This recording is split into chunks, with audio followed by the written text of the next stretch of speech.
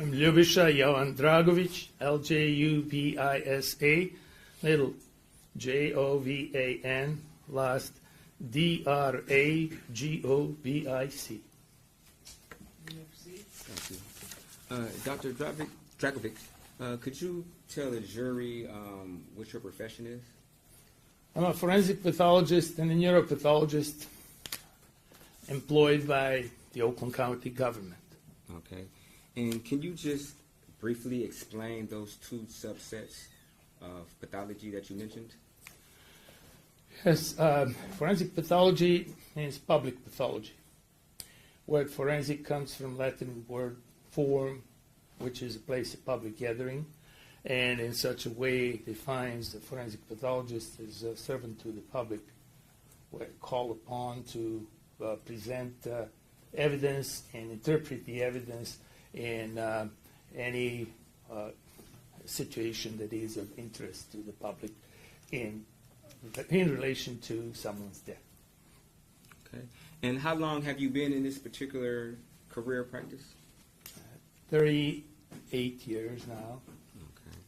And to become a forensic pathologist, is there any type of school and or training that one must undergo? Well, one has to be able to read and write, and then get the into medical school, and complete medical school, and then complete the specialty training in general pathology or anatomic pathology, which is a minimum of 4 years. And then in my case, I, in my career, prepared for an academic position in neuropathology, so I got that training in that subspecialty. And then by play of facts and miracles, I was awarded Russell S. Fisher Fellowship Award back in 1986, which took me to Baltimore, Maryland, where I worked as a first Russell Fisher Fellow in forensic pathology and integrated the research activities of various medical centers around, including the NIH, Georgetown University, University of Maryland, Johns Hopkins. So that's how I got into this. And a good man, late Dr. Werner Spitz, back in 1987, invited me to join him in this office to work in Detroit for Wayne County. I came and worked for Wayne County, serving in different capacities, and as assistant medical examiner, as a consulting neuropathologist for the office and for the Wayne State University, and for a period of 4 months I was acting chief medical examiner. Back then I had an offer that I could not turn down from Oakland County. That was in the beginning of 1991, and I've been there since, working in the capacity of chief medical examiner, chief forensic pathologist. That's a dual appointment, very peculiar to any government in the state of Michigan. And this is my 34th year running. Okay. And as a chief medical examiner / chief forensic pathologist, what are some of the duties that you do in those positions? Primary duty is being responsible for the operation of that government agency. I work there in domain of medical legal death investigation, together with 4 other forensic pathologists whose work I oversee, and a number of investigators and other support administrative personnel. So we are enforcing one law, the State Medical Examiners Act, which is basically the requirement to investigate any sudden, unexpected, violent, or suspicious death that occurs in the territory of Oakland County, where I work, and establish the cause of death and the manner of death in such a case, present that evidence in the court of law and interpret the evidence. And that's the only law that we enforce as a independent part of law enforcement in Oakland County. Okay. And the skills that you utilize as being the chief forensic pathologist in Oakland County, are these skills that you make up on the fly, or are these skills that are commonly used in the field of forensic pathology? Well, I presume you're talking about professional skills. Yes. Because the basic skill, human skill, in running a busy government agency is patience.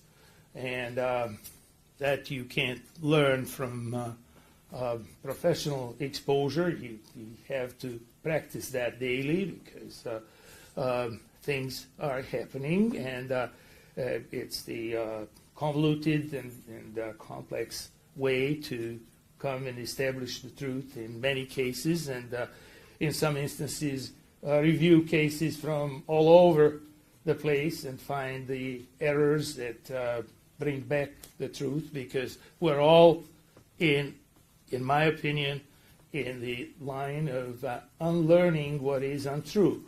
And that's the basic skill.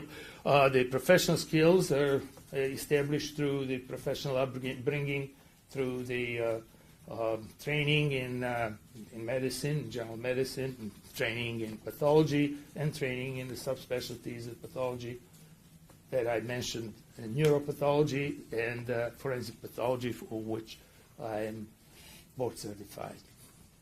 And have you ever testified in a court of law as an expert in forensic pathology? Yes, that's pretty much a common happening. I've been away for a couple of weeks, but before that, a couple of times, and within 3 weeks, several times in court. So it is a daily or weekly obligation, depending who requests my presence or who submits the subpoena, okay, to address the issues that are of interest to the public. Have you ever been declined to testify as an expert in forensic pathology in any court? No. Okay. Judge, I would like to have Dr. Dragovic testify as an expert in forensic pathology, and I'll pass to counsel for any voir dire. No objection, Your Honor. Then this witness's testimony will be accepted as an expert in the field of forensic pathology. You may continue with the work that you did in this case. Thank you, Your Honor. Now, Doctor, you indicated one of the requests of a forensic pathologist is to determine the cause and manner of death. That is correct. Could you explain to the jury what that means, cause and manner of death? Cause of death is why someone died. Looking at the outside of the body, examining the inside of the body, the organs within the body cavity, and correlating those findings and offering a demonstrable anatomical evidence for a cause of death, why someone died. Whether people die of heart attack, people die of their brain being bashed by 2x4, or by being shot, being stabbed, being strangled, sustaining multiple injuries in a traffic collision. So all of those things are documented in the process of examination, and then an opinion is rendered about the cause of death and the manner of death. And of course, the evidence is presented subsequently in the court of law in front of the jury to be assessed by the trier of fact, so to speak. And Doctor, the manner of death, I'm sorry, I did not. The manner of death is how death came upon a person. It considers the physical circumstances that surround a particular death. And if the death is a result of physical functioning outside of the body, that is considered an unnatural death. And if the death, the particular death comes as a result of forces from within the body, the degenerative processes, hardening of the coronary arteries or other arteries in the body, infections and or tumors and various problems, inherited or not inherited, health-wise, that would constitute a natural death. But that has to be established. Then, as the unnatural categories, there are homicide, suicide, accident, and undetermined.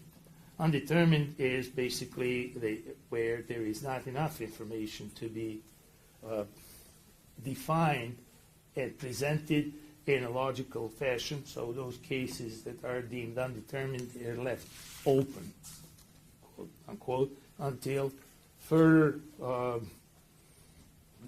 discovery or add-on information becomes available that can be factored in.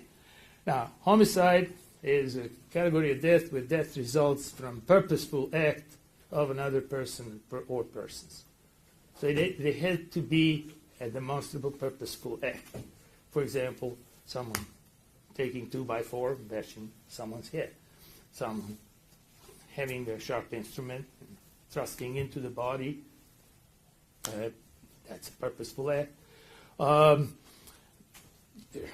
There is someone shooting someone. Loading a gun is a purposeful act. Pointing a firearm in the direction of someone is a purposeful act. Pulling the trigger is a purposeful act. So all of those purposeful acts are critical and factored in determination of the manner of death. If this is a situation where the purposeful act is rendered by self and self only, then it constitutes a suicide.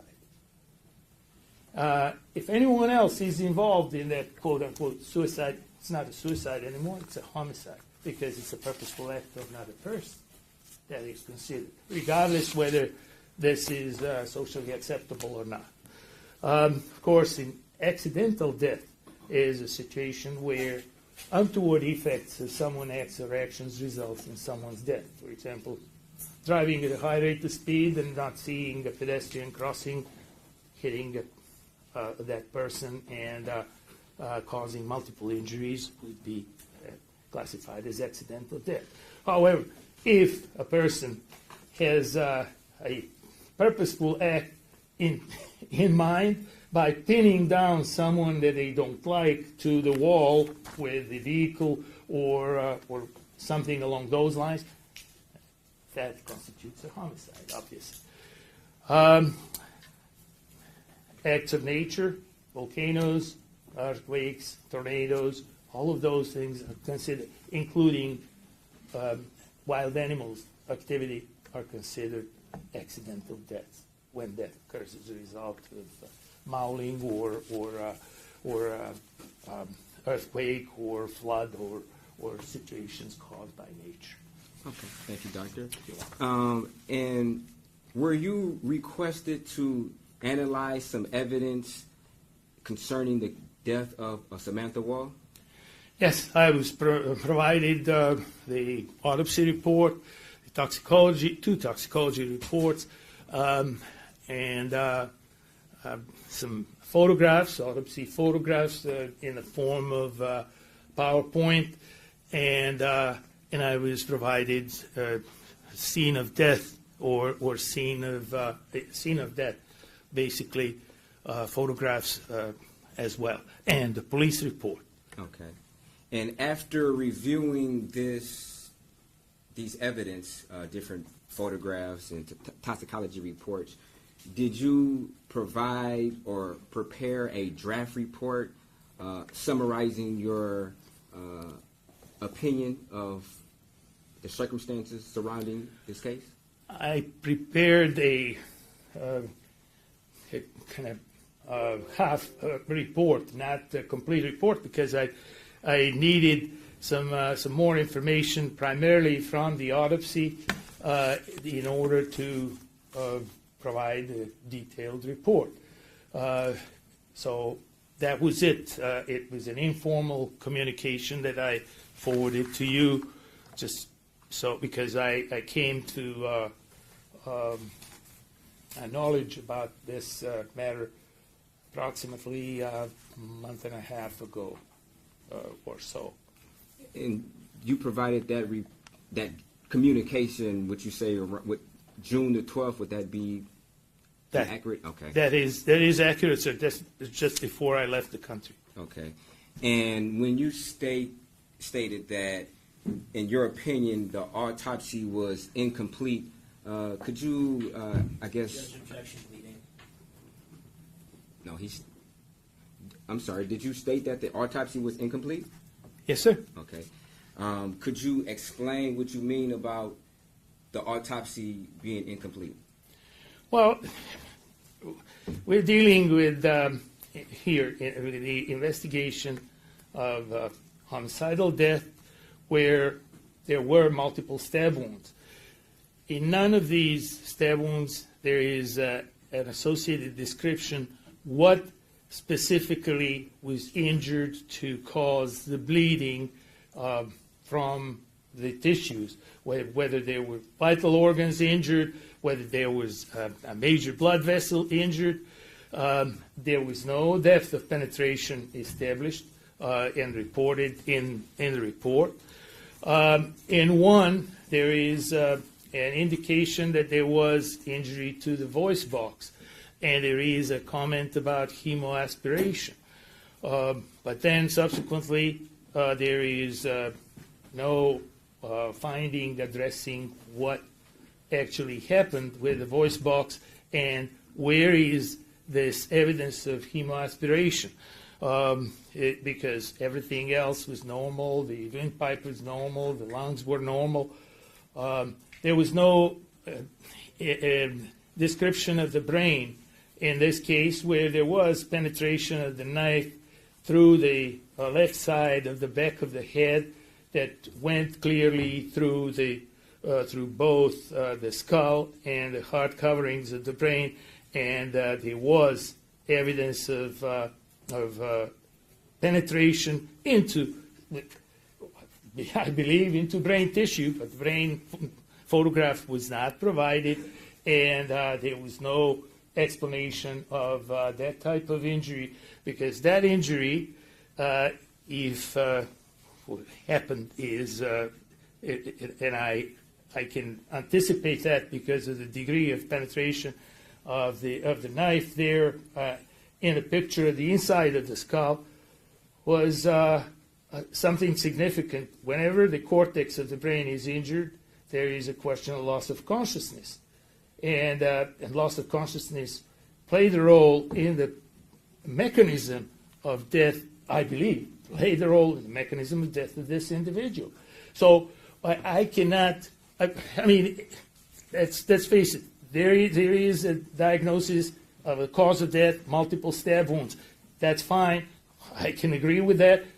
The manner of death is homicide. But what happened to this young lady that underwent this horrible situation? What actually happened? That is a missing interval that I cannot reconstruct from what I received as the autopsy report generated.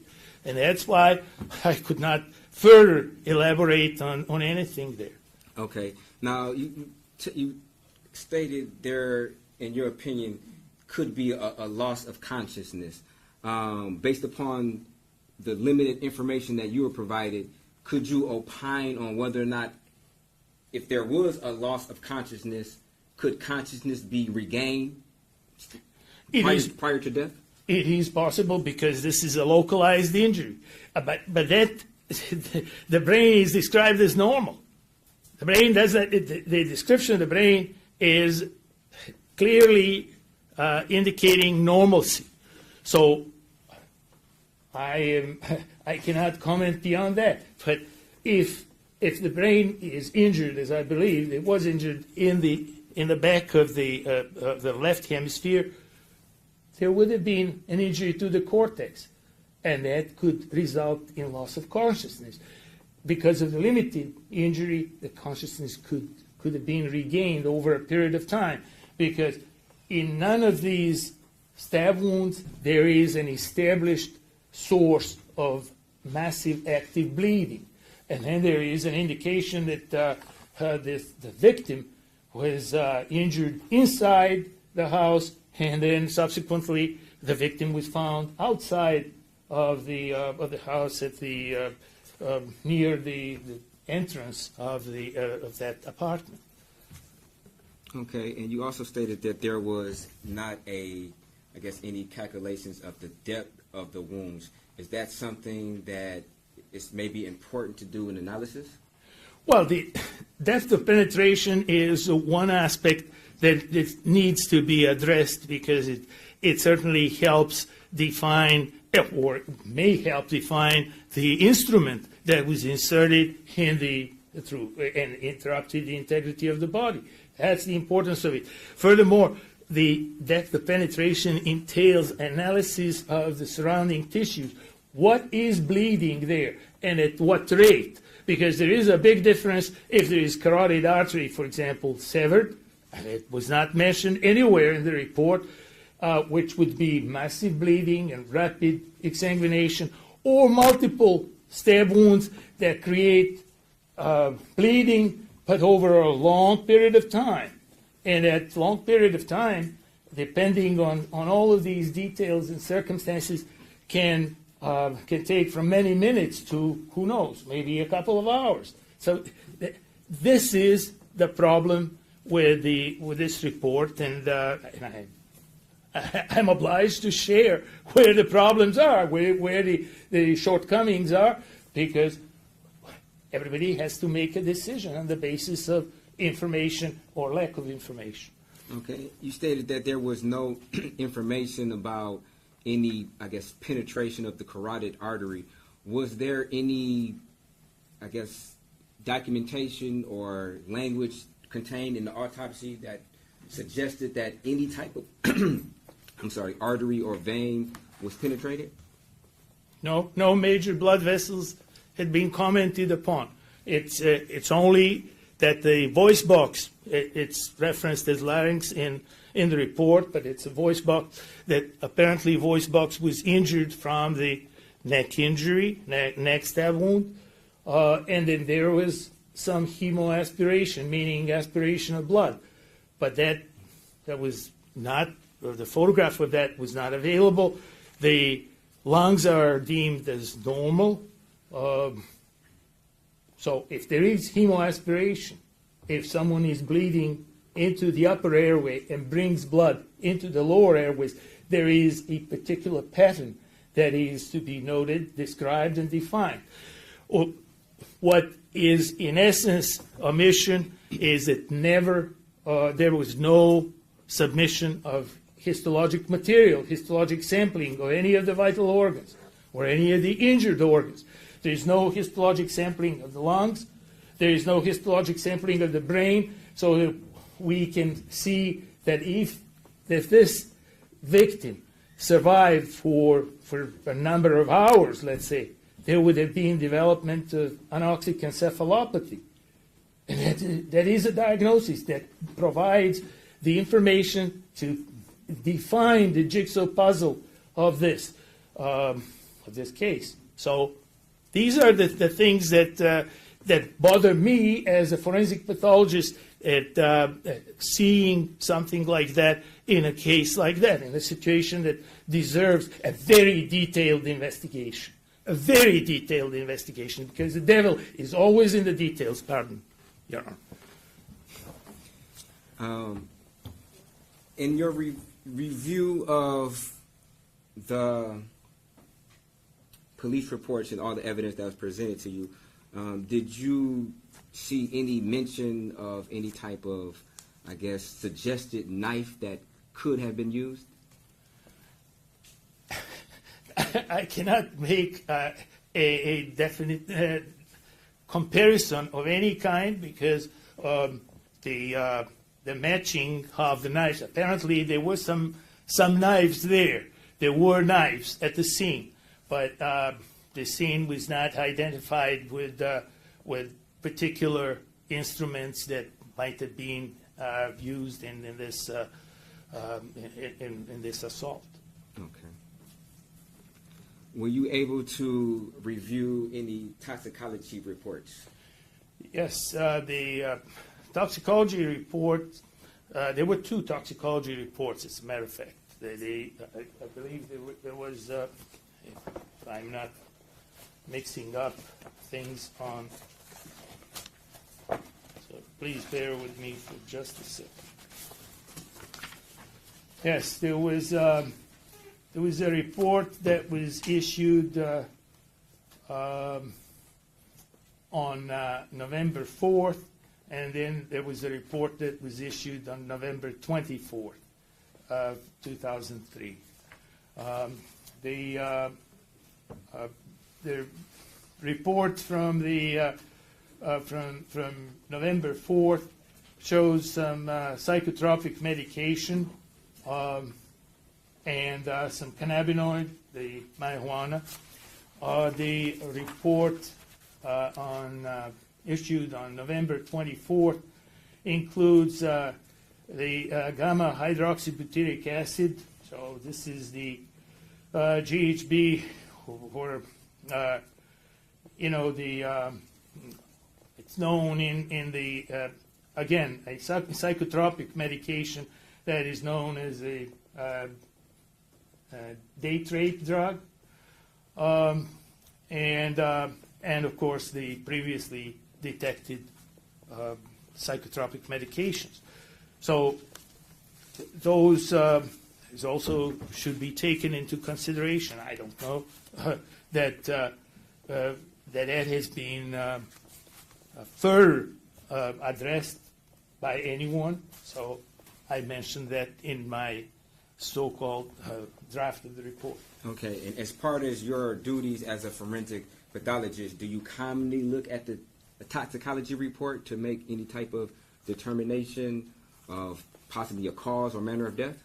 That is the integral part of death investigation, and toxicology report is significant information when it is positive for certain chemicals, and it should be further analyzed or be cause for further investigation of the circumstances that surround someone's death. Okay, and did you find this particular toxicology report as normal or abnormal or? Well, it is abnormal. There may be an explanation for everything, but I don't have the explanation. I'm reading the report, and the report obviously includes some mood-altering psychotropic medications, and including cannabinoids, which are basically marijuana, and then the GABA-aminobutyric acid as, and I would like to know the source of that. Okay. Now, the levels that you saw, could they be just naturally occurring in an individual? That's the whole problem. The interpretation of the presence of gamma-aminobutyric acid is to be done very carefully in view of the potential of endogenous production. On the other hand, the other psychotropic medications like zolpidem, like bupropion, and cannabinoids are obviously taken from they're not endogenous production. Okay. Now, as part of a forensic pathologist, I guess, purview of abilities, could yourself, if you had a particular knife and you were doing an analysis on the body, could you possibly try to compare the wounds on the body with a potential knife to see whether or not this knife could have caused those particular wounds? Well, that's the ideal process. And if that knife is, or suspected knife is brought in and checked against the findings, established the established dimensions of the wounds, particularly the depth of penetration, it all ought to make sense. These are, I did not see any reference to that being assessed. Now, as far as some of these, I guess, psychotropic drugs and possibly this GHB, would they possibly have any type of effect on blood pressure in the body? Well, not necessarily a blood pressure, but they are mood altering. They have the capability to alter the mood and behavior of a person. They might be taken for a reason. I'm not sure why cannabinoids were there because I don't see a reason, but maybe to calm down the person. These are in the general area of central nervous system depressants, so they would be like slowing down the person, but not necessarily affecting significantly the blood pressure under any circumstance. So do you think they would have any effect on possibly the rate of which blood would flow out or an individual would bleed out if they were ingesting these type of substances? I don't think so. I don't think that they can be correlated with actual speed of bleeding or exsanguination. That is most likely the situation here. Of course, we don't have any information from the lungs, because if this person, this victim, aspirated enough blood, it can shut down the lungs before the actual exsanguination occurs. And shutting down the lungs is eliminating vital function and bringing about death. Okay. So that might have interfered with the length of agony that this young lady suffered from the point of being hurt to the point of her demise. Okay. And based upon your review of the crime scene photos and your limited knowledge of the autopsy, the limited information contained in the autopsy report, and the pictures of the victim, can you make any opinion on how long a person could have lived with those type of wounds and injuries? Without these specific details of body reaction to the wounds, there's no reference there. So if there are no major vessels involved in any of these injuries, the bleeding might have been slow, but there might have been loss of consciousness early because of that wound to the back of the head that went through the actual skull, and there is a photograph of that. So it might have been a period of unconsciousness, maybe being impaired consciousness, not necessarily being comatose, but impaired consciousness, where there is obviously evidence of the body of the victim changing positions from inside outside, and the final resting position of the body was documented as being outside of the building. Thank you, Doctor. No further questions. You're welcome. Ross? Good morning, Doctor. Good morning, sir. There was some reference to toxicology. I want to start with that. I'm going to hand you what's been admitted as Exhibit 23. Can I approach, Your Honor? You may just watch the support there. Thank you, sir. You see the date on that toxicology report that you're holding? Oh, hey, I'm sorry. The report was March 22nd, and the last report was saying November 24th, but the actual last report was November 4th, I believe.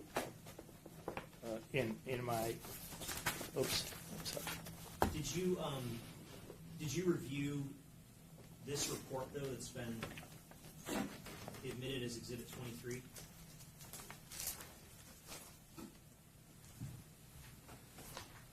No, I don't have that one. So you don't even have the toxicology report that is the most recent toxicology report that was admitted at this trial? No, I received those two. Okay, so you received the earlier toxicology reports and not the latest one that's actually admitted at this trial. Obviously, these are two different documents because So- they had different dates. Could you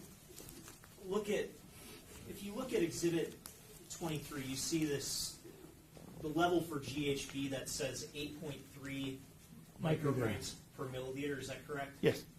And if you go down to paragraph 5 on page 3, you see where it says GHB is found at concentrations up to 80 micrograms per milliliter in refrigerated NAF preserved post-mortem blood, even with no antemortem exposure to GHB. Do you see that? Yes. Yes. You have no reason to doubt that, correct? No, I actually supplied 2 articles about endogenous production that are attached to my so-called draft of the report. Okay, and this level of 8.3, that's much less than that 80 micrograms per milliliter that is commonly observed as even being endogenous Yes, levels sir. of GHB, correct? Yes, sir. Okay. And just to be clear, you came involved in this case, you said about a month and a half ago, is that correct? Roughly, I think it was at the end of May, sometime in May. I don't Sometime remember. in May. And you understand the trial in this case started on June 10th? Oh, I understood that because I was informed about that, and they needed some assistance, and I said, well, this is all I can do. Okay, and you provided a draft report on June 13th, is that correct? That's the date of your draft report? Yes. And that was after this trial had already started? Nothing to do with the trial. It has something to do with me being busy and going away. So I just provided what I thought at the time, and I still don't think much more than what I indicated there, sir. Okay, and your baseline conclusion in your draft report was, quote, all of the above listed issues contribute to the complexity of the case, the answers to which may or not be available to the trier of facts. Hence, given my time constraints to generate this communication, I may have many more questions than actual explanations. Is that Yes, correct? sir. Exactly. Okay. And so you didn't do the autopsy in this case, correct? That is correct. You got a subset of information from the defense attorney, correct? Yes, sir. And that defense attorney is paying you to testify today, correct? No, he is not. He's not paying me. I'm not getting anything for this. My government will submit the bill for my time in court, but no penny goes to me. Okay. I do all criminal cases pro bono, sir. Okay. I review criminal cases pro bono. Fair enough. But they didn't even give you the updated toxicology report to review in this case? You mean this copy? No, Correct. I did not get Okay. it. I came back 2 days ago, so I don't know. And you didn't ever communicate with Dr. Nicole Kroon, who actually performed the autopsy in this case? I don't know the person. You never picked up the phone to call her to ask her about her measurements of the sharp force wounds? They were not in the report. But you never called her to discuss her findings. Is that correct? Well, that's correct. I wasn't even in the country for the past 2 weeks. So you know, and if there was an indication that the information was available. I'm just asking yes or no. You did not contact No, her? no, I don't even know that lady. Well, I presume it's a lady forensic pathologist.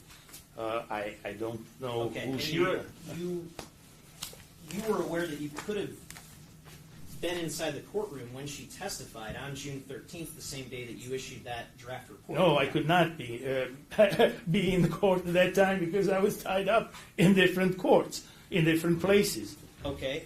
Did you ever review You're aware that this case has been streamed online and it's broadcast on a daily basis. Is that correct? I don't know. I was in France, sir. I came back on Sunday. But you never reviewed Dr. Kuhn's testimony? No, sir. Okay. And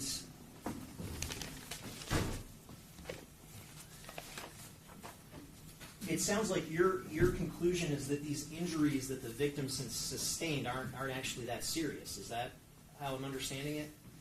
Absolutely not. The injuries stand as a cause of death, but how death occurred and whether there was exsanguination resulting from these injuries that would allow this victim to be alive for a number of many minutes and possibly many hours. That's the whole problem.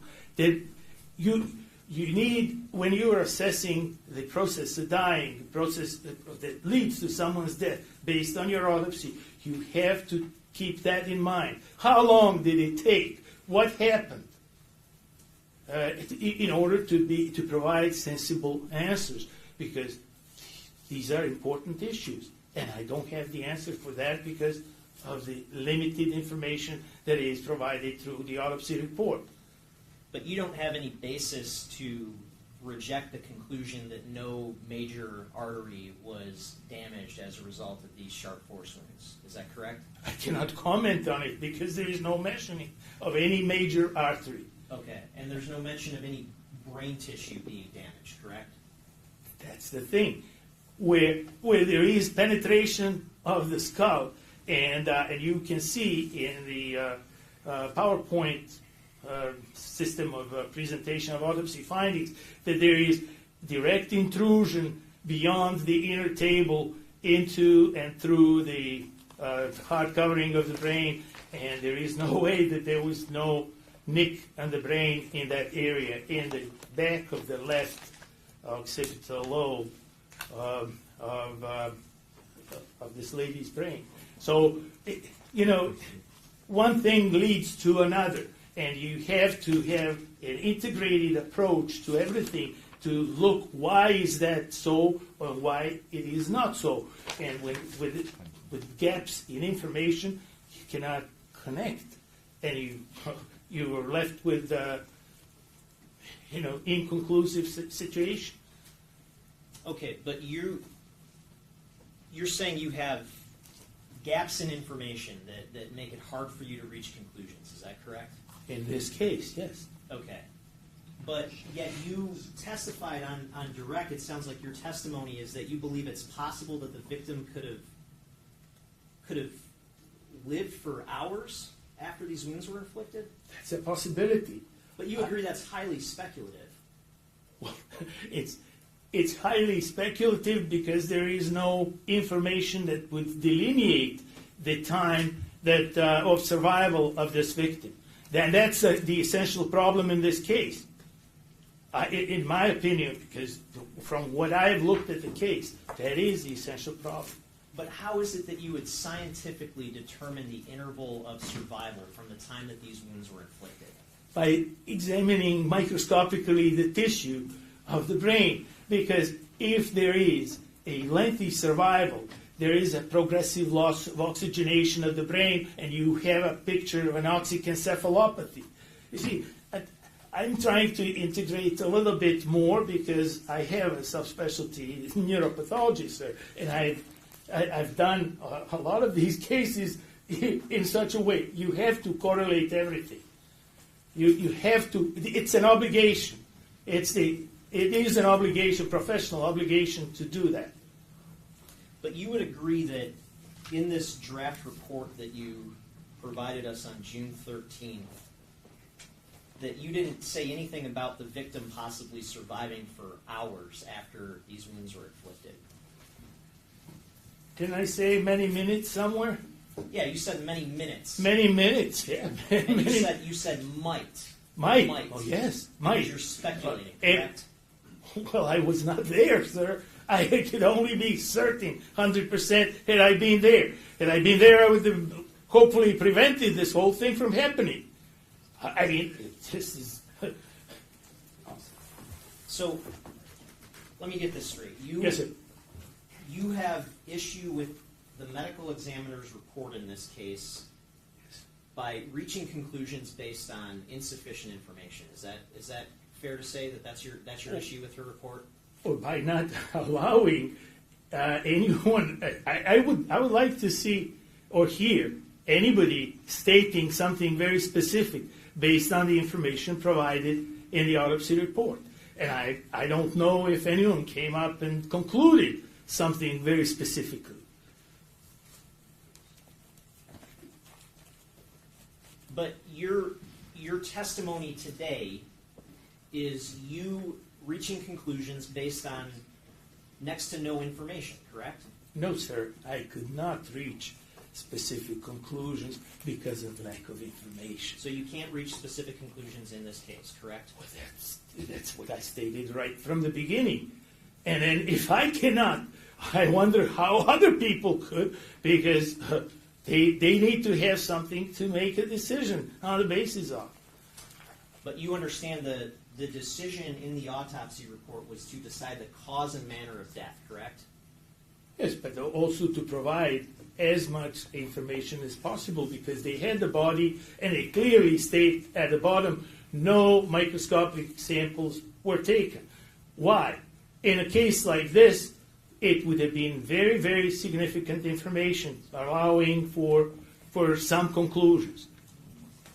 Okay, thank you, doctor. I don't have anything further. You're welcome, sir. Hold on. Can you redirect? Yes, just briefly. And doctor, the purpose of an autopsy report to be as detailed as possible? Yes, and we have the standards, the national standards for forensic autopsy performance. And they clearly indicate that maximum information that can be obtained should be obtained from an opportunity to examine the body, because you are in a position to examine the outside of the body and examine the body cavities and the organs within the body. And ancillary studies like microscopic evaluation of tissue is the standard in diagnostic pathology.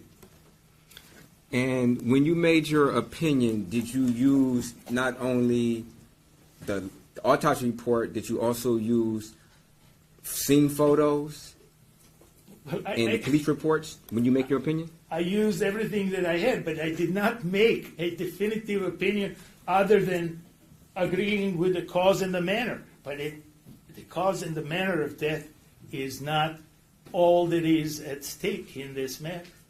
Okay. And doctor, I would just like to show you People's Exhibit number 22, photograph 29.